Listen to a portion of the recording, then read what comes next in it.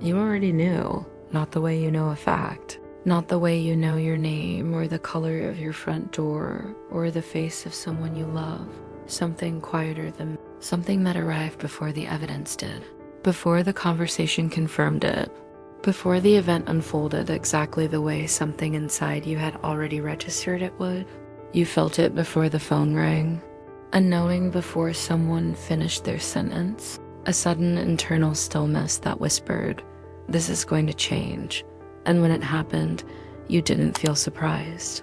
You felt confirmed, that sensation, that specific, weightless, pre-verbal recognition, not prediction, not hope, not anxiety dressed in a calmer costume, recognition, almost as if you had already seen it. Most people file these moments under coincidence, pattern recognition, subconscious data processing, the mind offering up a statistically probable outcome before the conscious brain catches up. And that explanation is not wrong. It is just radically incomplete. Because there are moments, and you know the ones, where the intuition doesn't feel like rapid pattern recognition. It feels deeper, slower, more precise. Like a calm inner alignment that arrives without emotional charge, without narrative, without urgency. You meet someone and instantly know they won't be part of your future.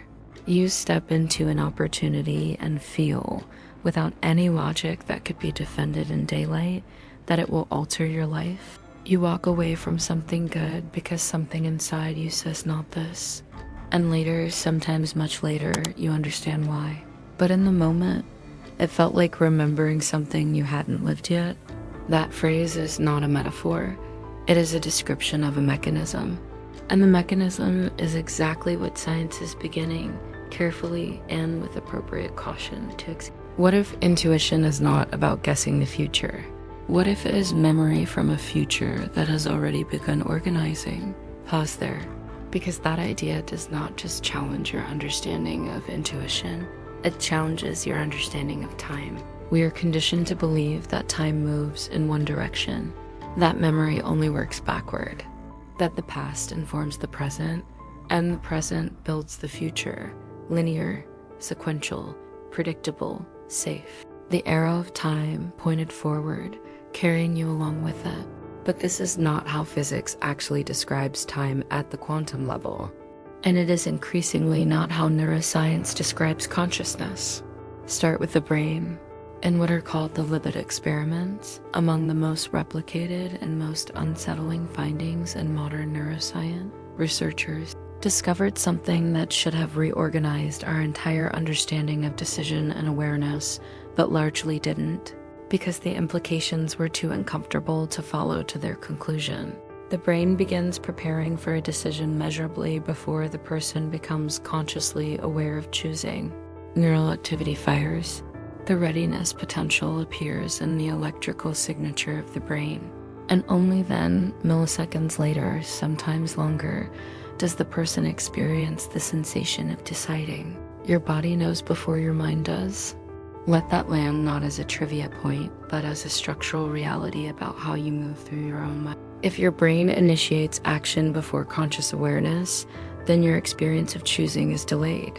You are, in a subtle but measurable way, catching up to something already in motion. And that delay, that gap between what the system has already begun and what the conscious mind registers, feels like intuition. But this is only the surface layer. Predictive processing research goes further. The brain is not a passive recorder of reality, waiting for the world to arrive and then filing it away.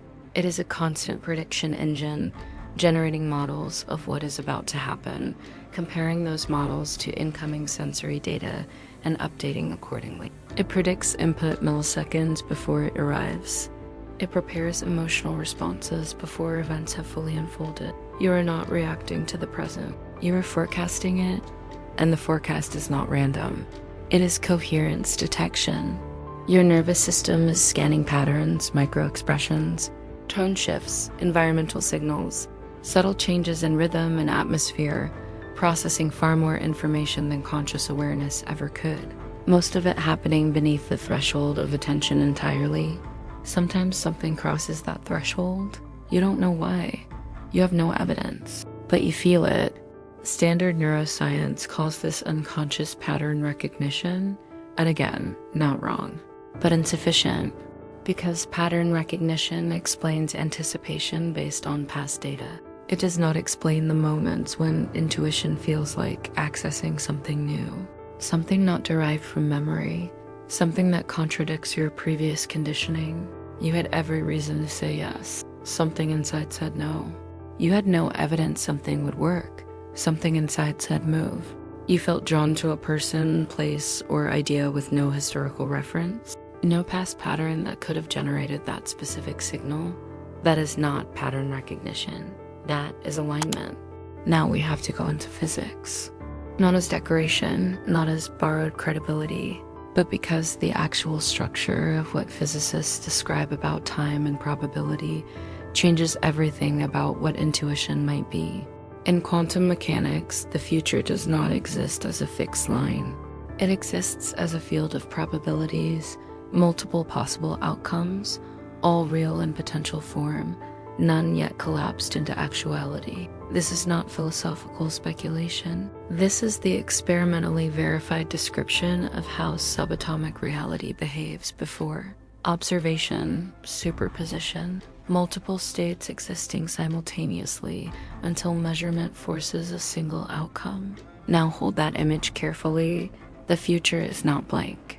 It is populated. It is structured with probabilities that already exist. Some stronger, some weaker, all real in potential form, and that field is not separate from the present. It is interacting with it. Physicist John Wheeler proposed the idea of a participatory universe. Reality is not fully determined until observed, but observation does not only happen from the present looking forward. In what Wheeler called delayed choice experiments, the behavior of particles appears to be influenced by measurements made after the particle has already traveled through the apparatus. The present observation seems to reach back and determine past behavior.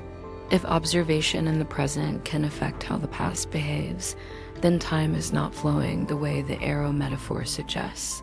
The future and the present are not independent. They influence each other. Your brain is not simply predicting based on past data.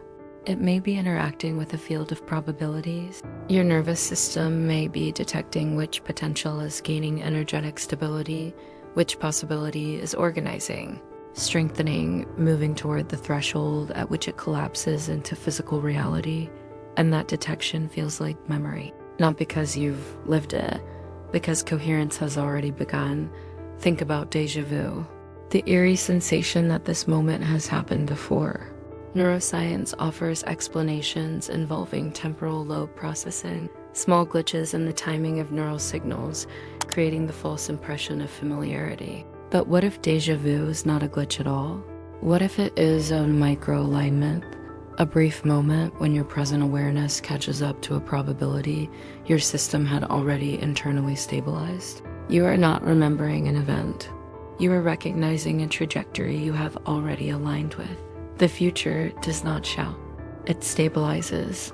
And when it stabilizes enough, you feel it as familiarity, as recognition, as the specific sensation of something clicking into place that feels paradoxically like remembering rather. This is the reframe that changes everything about how you relate to the signals inside you. The reason intuition feels like memory is because in a nonlinear model of time, in a model where the future is not ahead of you but layered, present, already interacting with you, you have not previewed an event. You have aligned with a probability, and alignment precedes collapse. The sensing comes before the evidence. The recognition arrives before the confirmation. You were not wrong. You were early. Now, there is a practical question that cannot be avoided, and it is the one that separates this framework from comfortable theory. How do you know the difference between genuine intuition and fear wearing the costume of knowing? Because fear is loud. It accelerates the heart, tightens the chest, narrows perception, demands immediate action. It is charged with urgency and with narrative. Fear argues. Fear explains. Fear builds a case and presents it and insists you rule in its favor. Fear is persuasive precisely because it feels powerful, and intensity, the mind assumes, equals truth. It doesn't. Intensity often equals unresolved memory. The nervous system in a dysregulated state scans for threat and predicts danger based on past experience. It fills in gaps using emotional memory, weighing old patterns over present situations, generating warnings that feel prophetic but are actually retrospective. This is predictive coding rooted in survival. It is extraordinarily useful when you are in genuine danger. It is almost perfectly unreliable as a guide to the future. Intuition does none of what fear does. Intuition is quiet. It does not negotiate. It does not panic. It does not justify itself with a string of supporting evidence. It does not argue or plead or build toward a conclusion. It feels like clarity without explanation. There is no emotional spike, no narrative, no urgency. And this difference is not mystical, it is physiological. It lives in the body's signature, in the quality of the signal in the nervous system. When your nervous system is regulated, when heart and brain rhythms synchronize, when what researchers study under the term heart-brain coherence reaches an ordered, smooth state, perception changes in measurable ways. Cognitive clarity increases, decision quality improves, emotional reactivity decreases, the body moves from defensive scanning to integrative awareness. And in this state, intuitive perception becomes more accurate, not because you have become psychic, because noise decreases, fear is static, intuition is signal. And the reason so many people confuse anxiety with instinct is that they have never experienced the difference from inside a quiet enough system to feel the distinction clearly. Meditation increases intuitive clarity not because it grants special powers, but because it reduces noise. It synchronizes neural activity. It enhances coherence between brain regions. It shifts the system from reactive to receptive. And receptivity matters because the future does not arrive through force. It stabilizes through resonance. This is the practice. Not a technique you apply to the outside world, but a state you cultivate in the inside one. When you want to know what is true, you do not think harder. You regulate deeper. You slow the breath. You reduce emotional charge. You observe without urgency. And instead of asking, "What should I do?" you ask something more specific. What feels steady? Not exciting, not dramatic, not urgent, steady, because steady signals coherence. And coherence is alignment. There is something even more precise to say about how this works, and it involves identity, the most underestimated variable in everything. Amit Goswami, working in the framework he calls conscious realism, describes consciousness as the ground of being, not a byproduct of physical processes, not something that emerges from sufficiently complex neural activity, but the substrate from which physical reality itself arises. Consciousness chooses among possibilities and collapses them into experience actuality. And that choice, that collapse, is not arbitrary or random. It is influenced by the internal structure of awareness itself, by identity, by belief, by the particular coherence or incoherence of the self that is doing the observing. Joe Dispenza arrives at something structurally similar from a neurological direction. Your personality creates your personal reality. If your identity remains the same, if the self you are carrying is built from the same beliefs, the same emotional patterns, the same neural wiring, your future remains statistically predictable, not because it is predetermined, because you are selecting the same frequencies from the same field, day after day, and calling the result life. What changes this is not effort, not visualization, not positive thinking applied to a negative baseline. What changes this is identity evolution. And here is what intuition actually is, stated as precisely as possible. Intuition is the signal of a stabilizing identity in the quantum field.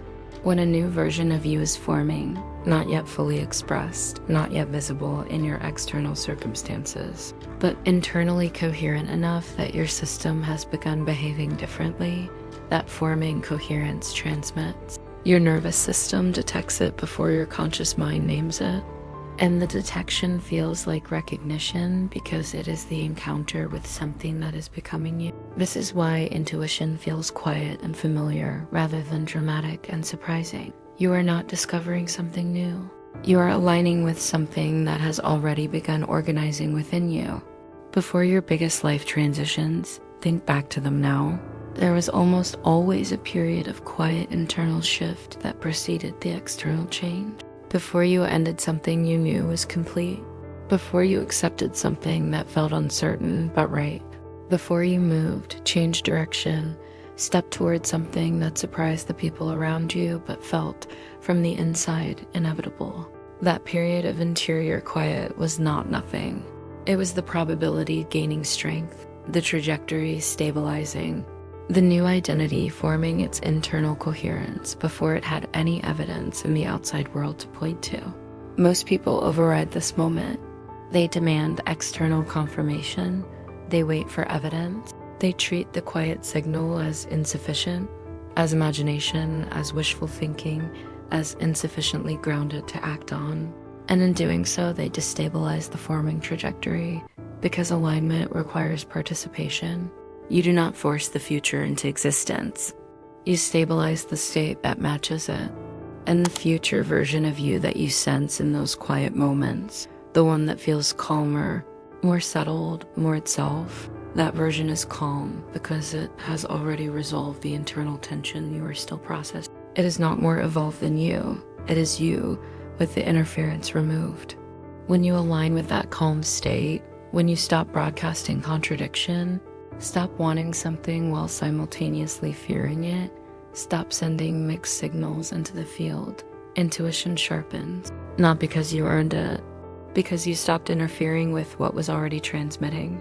This is what the shift feels like from the inside, and recognizing it changes how you navigate it. The old timeline begins losing energy before it visibly changes. Things that once felt urgent start feeling neutral. Attachments that once organized your behavior begin to loosen without drama. Reactions that used to define you don't find the same foothold they used to.